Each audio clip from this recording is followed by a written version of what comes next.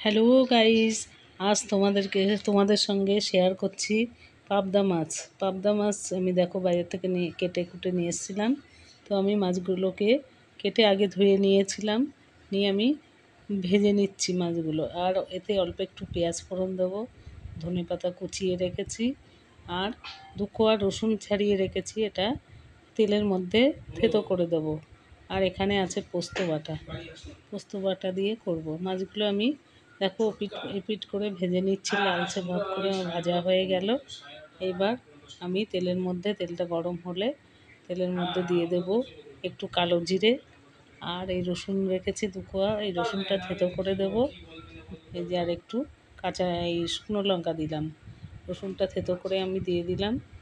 এবার একটু কালো জিরে দিয়ে তারপরে আমি পোস্ত বাটা বেটে রেখেছি মিক্সিতে, ওটা দিয়ে দেবো।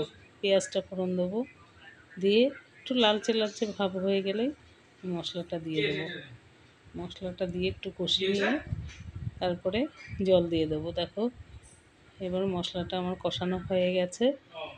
একটু যেই তেল ছাড়বে আমি জল দিয়ে দেবো। জল দিয়ে মাছ দুটো দিলেই একটু ফুটিয়ে নামিয়ে নেবো, তাহলেই আমার রান্না কমপ্লিট। পাবদা মাছের তরকারি তোমরা এইভাবে করে দেখো, খারাপ লাগবে না। পোস্ত বাটা দিয়ে সবথেকে বেটার হয়, খেতে তো খুব ভালো লাগে। আমরা তো একেবারে চেটে পুটে খেয়ে নিই।